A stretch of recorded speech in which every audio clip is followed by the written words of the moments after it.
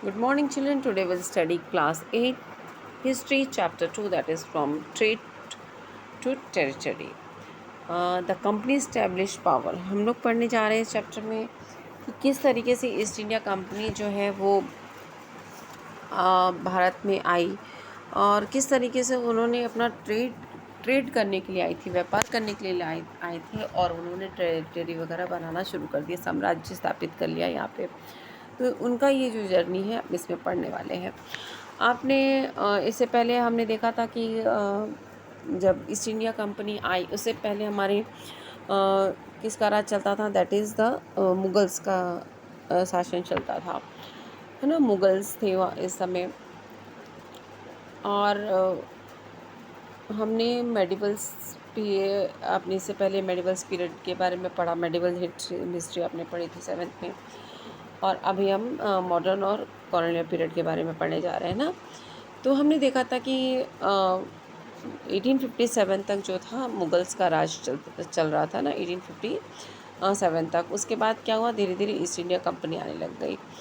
Aurangzeb was the last of the powerful Mughal ruler. जो औरंगजेब थे वो सबसे लास्ट पावरफुल रूलर थे कब के, मुग़ल काल के, है ना। तो इस समय इनके पास जब बाबर औरंगजेब का डेथ होता है तो डेथ के बाद जो थे रीजनल रूलर जो थे उन्होंने अपने आप को उन्होंने सर उठाना शुरू कर दिया। मीन्स उन्होंने अब ये कहने लगे कि हाँ, जैसे कि आपको पता है कि औरंगजेब के बाद के जो रूलर थे, जो उनके बेटे थे आप बोल सकते हैं, तो वो लोग क्या थे, एक कमज़ोर रूलर थे। तो जैसे कि रूलर थे, हमने देखा था हैदराबाद, अवध। अब क्लास 7 में आपने लास्ट चैप्टर में पढ़ा था हैदराबाद, अवध और बंगाल के बारे में पढ़ा था हमने, जिसमें मुर्शिद कुली खान, शहादत खान और अशरफ जहाँ के बारे में पढ़ाया था। और अपनी अपनी उन्होंने क्या किया था, अपनी अपनी रीजनल किंगडम बनाने लगे थे वो, है ना। उनके औरंगजेब के डेथ के बाद ये इन्होंने अपनी अपनी रीजनल किंगडम बनानी शुरू कर दी थी।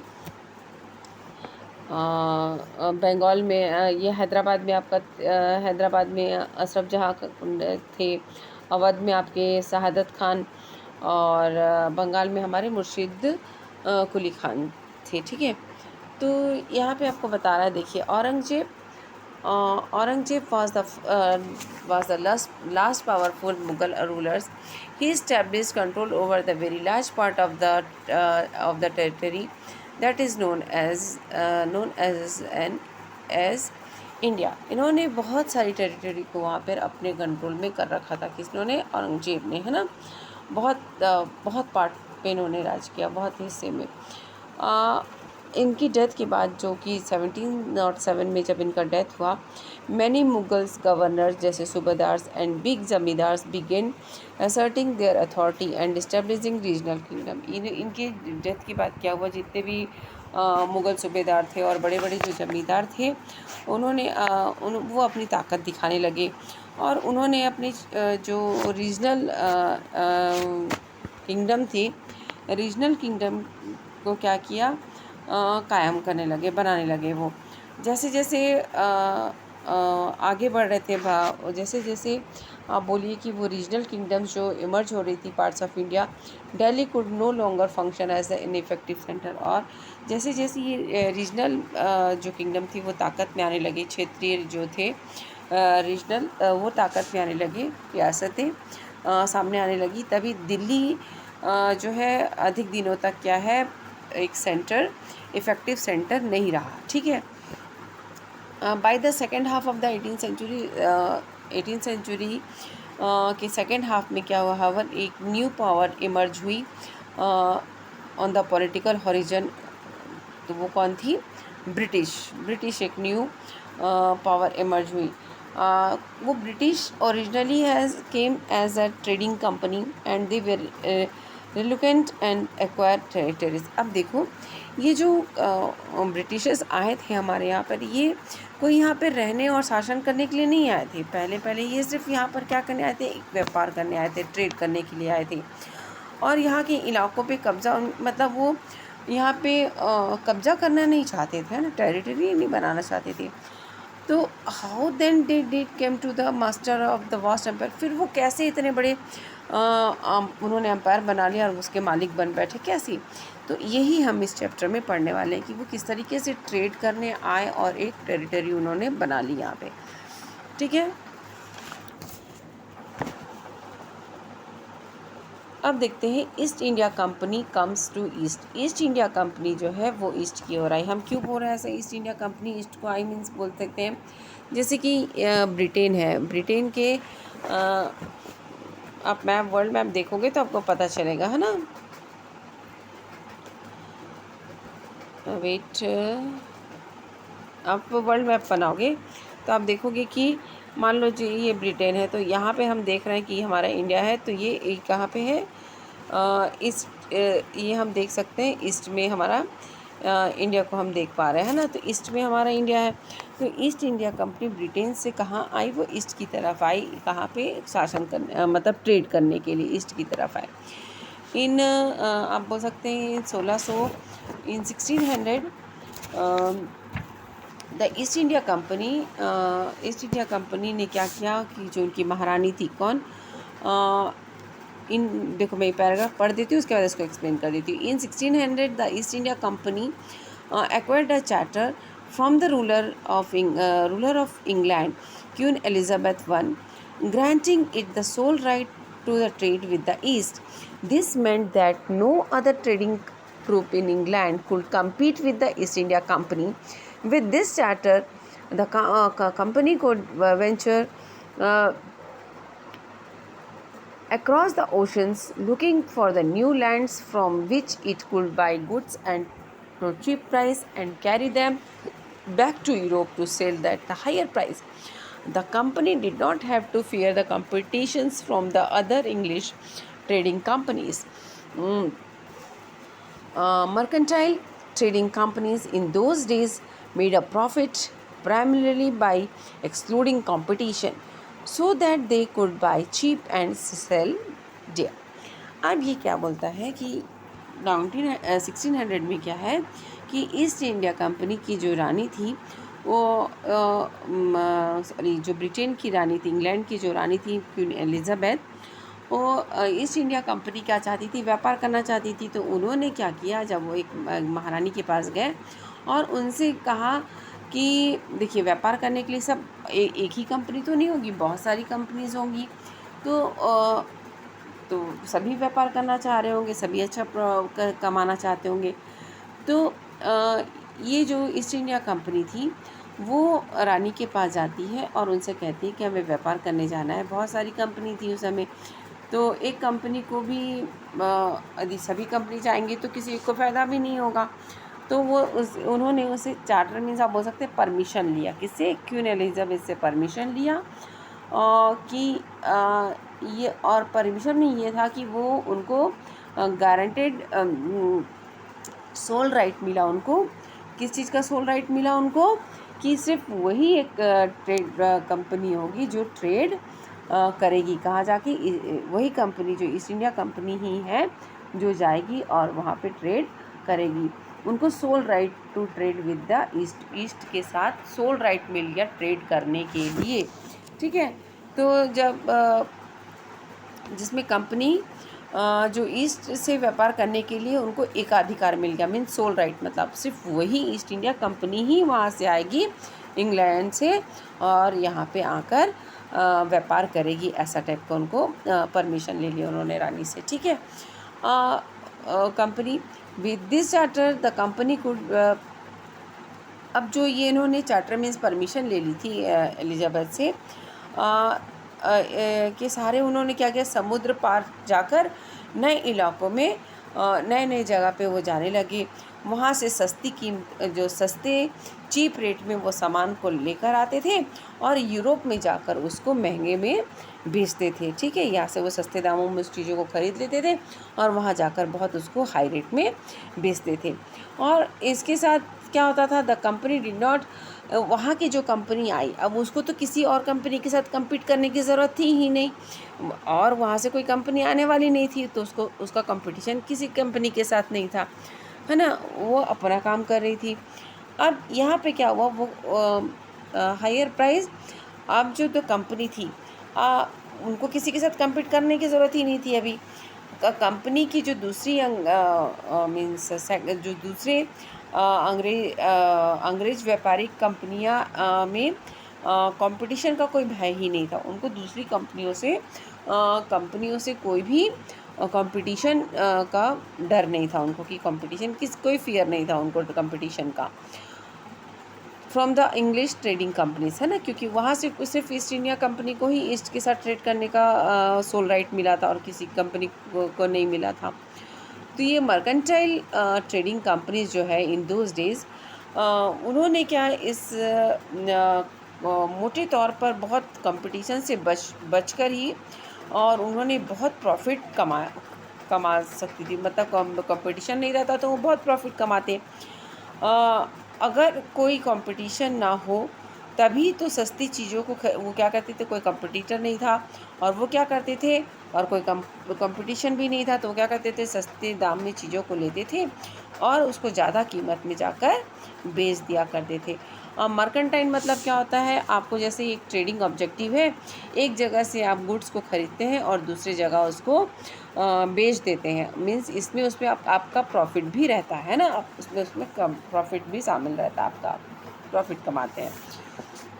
यहाँ पे लिखा भी हुआ है, देखिए, business enterprise that makes profit primary through the trade, buying goods cheap and selling them in a higher price, मतलब कम दाम में सामान को खरीदना और उसको हायर रेट में उसको बेच देना, है ना। तो ये था मर्केंटाइल ट्रेडिंग। सेकेंड पैराग्राफ आते हैं।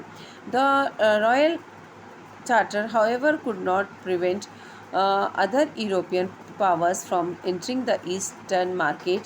अब देखिए, ये जो रॉयल चार्टर मिला था, ये जो एलिजाबेथ से उनको परमिशन मिली थी, तो ये तो दूसरे यूरोपियन पावर्स जो थे उनको, दूसरे यूरोपियन पावर्स को तो आने से वो रोक नहीं सकते थे ना, कि मतलब ये तो सिर्फ जो वहाँ से आएंगे उनके पास, ब्रिटेन से या इंग्लैंड से, तो उन्हीं को रोक सकते थे। लेकिन दूसरे यूरोपियंस पावर जो थे, जैसे वो समय आप बोल सकते हैं कि फ्रांस था, पुर्तगीज़ थे, डेनमार्क भी था, तो ये सब जो अदर यूरोपियन कंट्रीज थे, इनको तो वो नहीं रोक सकते थे। उनका जो सोल राइट, एक अधिकार जो मिला था, वो तो वहाँ से मिला था कि वहाँ से कोई दूसरी कंपनी के साथ नहीं आएगी। लेकिन और जगह से तो ऐसा नहीं बोला गया था, है ना।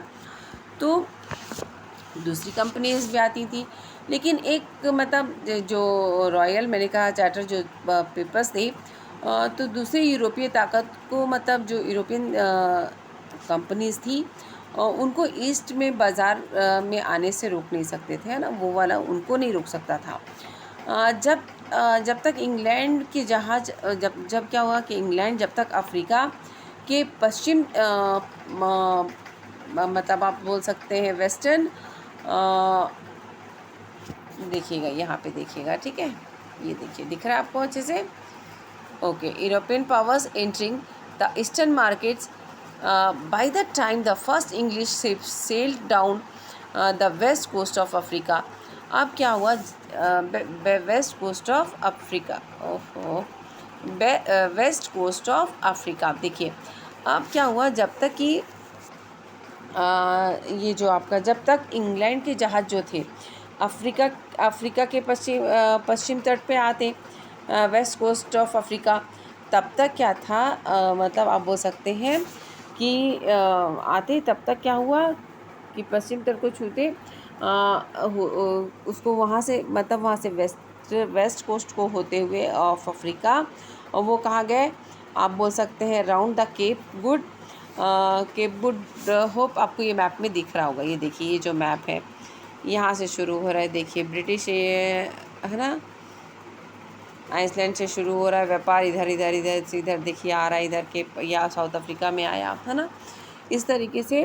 और मतलब वहाँ से केप ऑफ गुड होप को चक्कर लगाकर कहाँ पे, हिंद महासागर पर करते हैं। तब तक जो पुर्तगाल भारत के पश्चिम तट पर भी अपनी उपस्थिति दर्ज करा देते हैं, मतलब वो वहाँ पे आ जाते हैं, कौन, पुर्तगाल भी आ जाते हैं, ठीक है, इंडियन ओशन आप देखो, sail down to the west coast of Africa, round the Cape of Good Hope and and cross the Indian Ocean, और वहाँ से इंडियन ओशन को क्रॉस करते हुए आप वो क्रॉस किया। तब तक क्या हुआ, the Portuguese has already, western में पुर्तगीज़ ऑलरेडी आ चुके थे, वेस्टर्न कोस्ट में पुर्तगीज़ ऑलरेडी आ चुके थे इंडिया में, ठीक है।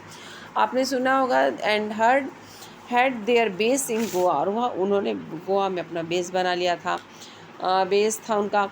ये आपको पता है कि it was the Vasco D gamma, जो पुर्तगीज़ एक्सप्लोरर थे, जो कि हु हैड डिस्कवर्ड इंडिया, है ना, जिन्होंने डिस्कवर्ड क्या सी रूट टू इंडिया, जो रास्ता है सी रूट का टू इंडिया, सी रूट का कौन सा रास्ता जो इंडिया की तरफ आता है, वो उन्होंने डिस्कवर किया था कब, 1498 में। पुर्तगाल की जो ये खोजी यात्री बोलना चाहिए उनको, मार्ग का पता लगाया था, रास्ता पता लगाया था, है ना।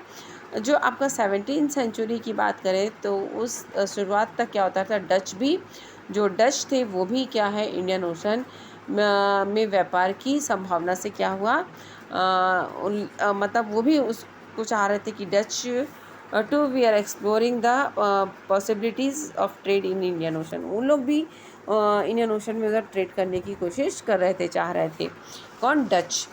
सून the French traders arrived on the scene. अब क्या हुआ, सब सामने सोचो, मतलब अभी ये चल ही रहा था कि अब तो कौन आ गया, फ्रेंच ट्रेडर्स भी आ गए। पहले पुर्तगीज़ आए, फिर आप बता दीजिए, देखिए डच आ गए, उसके बाद फिर फ्रेंच वाले भी कुछ समय बाद फ्रांसीसी जो ट्रेडर्स थे वो भी आ गए, ठीक है। The problem was that all the companies were interested in buying the same। अब यहाँ एक प्रॉब्लम ये आ रही थी कि जितनी भी कंपनीज आ रही थी, है ना, जो अब देखो ईस्ट इंडिया कंपनी तो उधर से इंग्लैंड से आई, लेकिन और दूसरी कंपनियाँ तो थी ही ना, दूसरी कंपटीशन इनका दूसरी कंपनियों से था ही, जो बाहर जा रही थी, है ना, जैसे आप बोल सकते हैं फ्रेंच, डच और पुर्तगीज़ वगैरह से।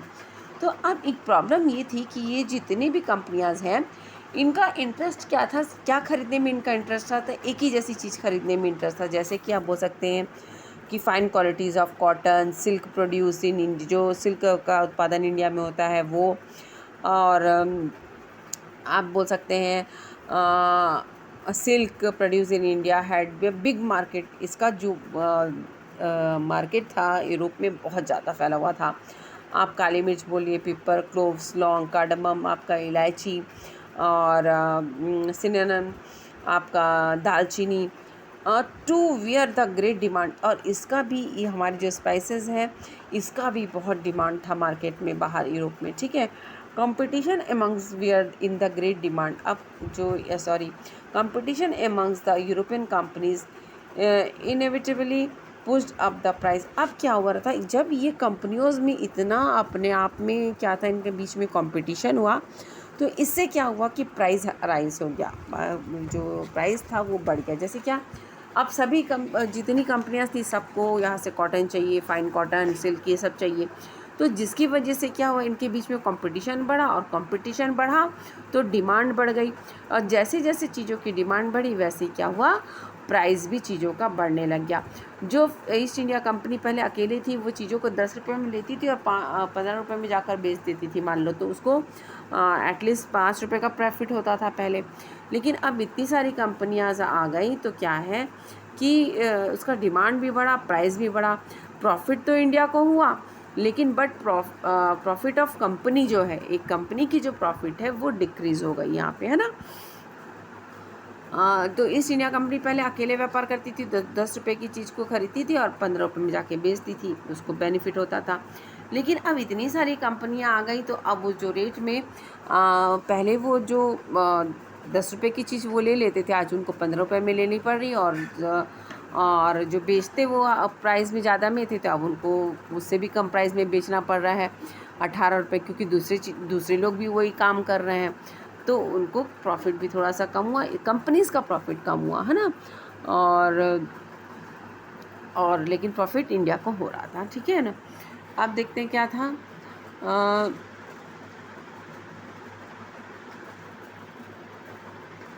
परचेज विद द कंपनीज, ये बता दिया मैंने आपको।